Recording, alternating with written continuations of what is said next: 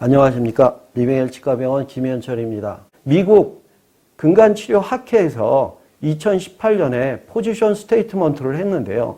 보시는 것처럼 아주 심한 막실라리 사이노사이티스가 생겨 있습니다. 이 환자는 4년 동안 안티바이오틱 테라피하고 보조적인 사이너스 트리트먼트를 이비인후과에서 받았습니다. 그럼에도 불구하고 원인 치료가 되지 않았기 때문에 4년간이나 고생했죠. 그러나 어떤 ENT 치료를 했는지는 기록되어 있지 않습니다. 자, 우측 슬라이드 보겠습니다. 깨끗해졌죠. 그런데 여기 기록되어 있습니다. 근간 치료만 했다는 것입니다. 그러면 이렇게 나빠진 것이 어떻게 4년이 지났음에도 불구하고 근간 치료로만 좋아졌을까요? 그건 실리아리 펑션의 비밀이라고 저는 생각합니다. 아마도 소실되지 않고 변성되어서 그 위에 있는 뮤코스가 비스코스하고 시크했었기 때문에 문제가 됐다가 엔도돈틱 트리트먼트가 된 후에 실리아리 펑션이 노멀에 가까운 상태로 전환되지 않았을까? 물론 완전히 전환됐다면 리커되지 않을 겁니다. 그러나 일부라면 환자가 감기가 걸린다든지 또는 다른 변화가 있을 때 리커될 가능성은 충분히 있다고 생각합니다. 그러나 그거의 답변은 저의 증례를 통해서 말씀드리겠습니다. 자, 엔도스코픽 사이너스 서저리, 이거보다 덜 침륜적인 수식은 정말 있을까요? 있다면 왜들 쓰지 않고 있을까요? 한번 생각해 보고 싶습니다. 상악동 고을리 이식술 후에 생긴 상악동염에 어떻게 치료할까요? 덜 침륜적인 방법은 있는 것일까요? 그것에 대해서 말씀드립니다. 임플란트 수술로 발생된 상악동염은 급성, 아급성, 만성으로 나눌 수 있습니다. 만일에 술전에 상악동 점막이 비후 소견 없이 1mm 이하의 얇은 점막이었다면 술 후에 생긴 상악동염은 급성이나 아급성이 되겠죠. 그러나 뮤코잘 시크닝이 많아서 만성 치주염의 결과로 만성 상악동염이 있었다면 이 경우는 만성 수루성 상악동염이라고 표현할 수밖에 없습니다. 그러나 이런 경우에도 속성은 에큐토랑 같은 방법으로 치료할 수 있지 않을까 저는 이렇게 생각하고 있습니다. 보통 부비동염을 분류할 때 만성 부비동염 속에 치성과 비성이 들어갑니다. 치성은 대부분 염증성 질환이 염증을 가지고 있기 때문에 상악동 내부의 점막의 염증을 크던 작던 갖고 있던 상태죠. 그렇기 때문에 후에 생긴 상악동염은 만성이 됩니다. 그러나 실제로 에큐트 급성인 경우에는 바이럴, 박테리얼, 펑갈로 구분합니다. 근데 저희가 수술을 하고 난 다음에 생길 때 아까도 말씀드린 것처럼 정상 뮤코자였다면 이런 것들이 컴바인돼서 나타나는 에큐트로도 발생될 수 있다. 임상에서 저희가 꼭 기억해야 된다고 생각을 합니다. 26번 치아를 16년 11월 15일 날 발치하고 CT를 찍었습니다. 보시는 것처럼 비우되어져 있는 점막을 봅니다. 증상은 없을지라도 이 환자도 상악동염이 이미 발생되어 있는 것입니다. 그래서 만성 상악동염으로 진단해야 됩니다. 그러나 임상 소견으로는 에큐트에 가까운 치료를 해도 좋아질 수 있는 병적 상태라고 말씀드릴 수 있습니다. 발치 후 5주 지난 후에 그곳에 뼈 이식과 임플란트를 식립했습니다. 그리고 4일 뒤에 환자가 불편감을 호소했지만 연휴가 있어서 1월 4일 날 사이너스 워시아웃 이리게이션을 시작했습니다. 먼저 수술은 라테랄 윈도우로 점막을 거상하고 임플란트를 식립했습니다. 당시에 뮤코잘 부위의 퍼퍼는 관찰되지 않았습니다. 그럼에도 불구하고 수술 후 4일 경과시에 환자가 통증과 압통 그리고 불편감을 호소해서 워터스를 찍어봤더니 클라우드 헤이지니스가 관찰되었습니다. 우선 연유가 있기 때문에 메디케이션 그리고 IV 인젝션을 시행했고요. 그리고 연유가 끝나고 오셔서 플랩니스로 그곳에다가 캐나인 퍼스에 해당되는 부위에다가 라운드 드릴을 이용해서 구멍을 만들고 그곳에 바늘을 삽입해서 상악동 세척술을 시행했습니다. 경과에 따라서 하루, 그리고 5일, 그리고 일주일 이런 식으로 8번 치료를 시행했습니다. 2주가 됐을 때 찍은 워터스입니다. 내가 치료하고 있는 것이 효과가 있나 보기 위해서 찍었습니다.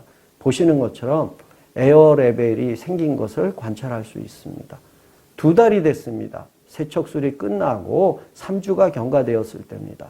좌측, 우측 약간의 클라우드 헤지니스가 하반부에 시크닝으로 보이지만 전 필름에 비하면 많이 개선된 것을 볼 수 있습니다. 하지만 특별한 치료 없이 팔로우를 했습니다. 1년이 경과됐습니다. 훨씬 좋아졌죠.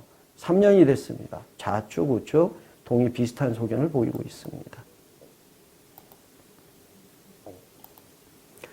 제가 치료하는 이 인트라 사이너스의 이리게이션 방법, 사이너스 이리게이션은 약물 치료와 함께 사이너스 이리게이션은 결국은 치료 목표는 점막의 선모 운동과 자연공의 유지성을 회복시키는 것입니다. 실제로 이 슬라이드의 내시경을 보게 되면 아티팩트 하나가 굉장히 빠른 속도로 움직이고 있습니다.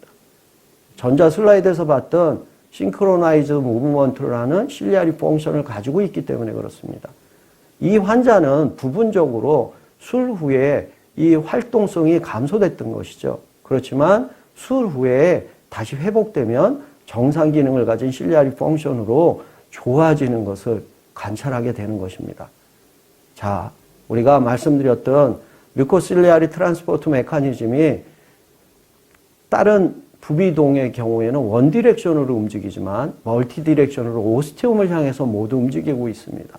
어느 일부가 소실되거나 일부가 스카밴드가 남아도 나머지 부위가 이 액션을 하기 때문에 막실라리 사이누스는 잘 사이누사이티스로 가지 않습니다. 또 생겨도 간단한 치료로 개선되어 오는 경우가 많습니다. 자, 슬라이드 보십시오. 이렇게 되어져 있습니다. 그래서 메디케이션을 하고 덴탈 트리트먼트를 했습니다. 개선됐다면 이걸로 끝나는 겁니다. 그렇지만 개선이 안 된다면 저희는 서저리를 할 수밖에 없습니다. 자, 이비인후과 또는 치과의 일부에서 하고 있는 비내시경을 쓸까요? 아니면 위에 있는 방법, 간단해 보이지만 구식인 방법을 쓸까요? 환자 입장에서, 의사 입장에서 어느 것이 더 좋을지 한번 생각해 보도록 하겠습니다. 먼저 저의 치료의 목적은 뮤코실리아리 트랜스포트 메커니즘을 최대한 현재 질환 상태에서 가지고 있는 걸 회복시켜서 많이 지속시키는 방법으로는 이리게이션이 더 좋다고 저는 생각을 합니다. 이유는 사이누스의 비내시경을 쓴 경우에는 운시네이터 프로세스를 포함한 많은 연조직이 제거되는 것입니다. 그렇기 때문에 이부의 펑션이 없어질 수가 있다 하는 문제, 또 후에 말씀드리는 치유의 문제가 있기 때문에 이런 이야기를 드리게 됩니다. 그러면 펑셔널 엔도스코픽 사이누스 서저리하고 제가 하고 있는 이리게이션 막실라리 사이누스 라베이즈는 어느 게 더 자극적이고 아플까요? 뭐 당연하지 않을까요? 코 안에다 이런 기구를 넣어서 이쪽 저쪽 모니터를 보면서 이 좁은 공간에서 시술하는 것 편할까요? 또 아까도 말씀드린 것처럼 수술한 부위가 치유되려면 2, 3개월이 지나야 점맥선모 기능이 정상적으로 이루어진다는 거죠.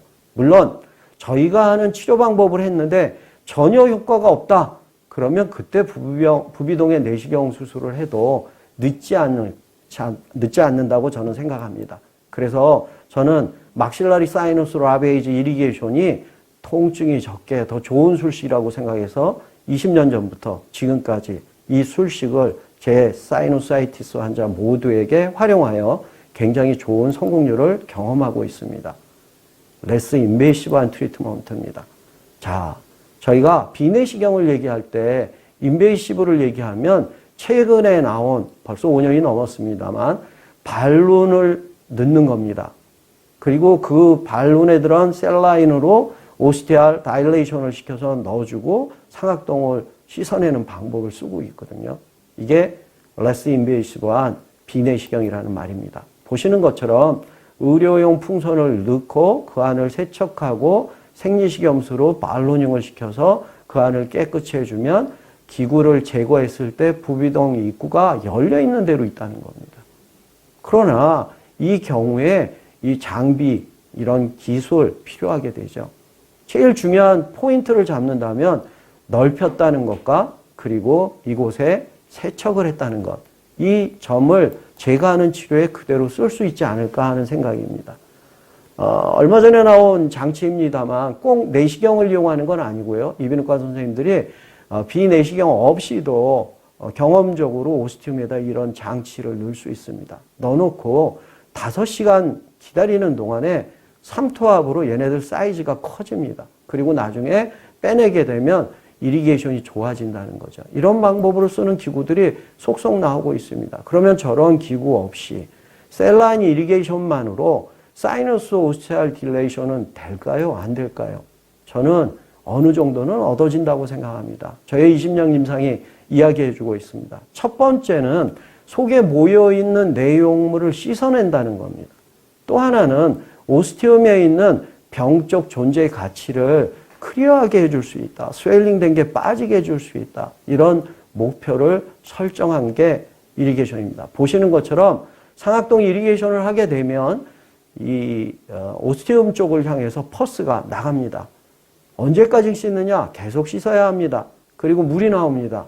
또 한 번 씻어봅니다. 물이 나옵니다. 그러면 그날 세척은 끝납니다. 그리고 반복해서 하는 일은 환자의 상태에 따라서 3일 뒤에 할지, 5일 뒤에 할지, 7일 뒤에 할지를 결정하게 됩니다.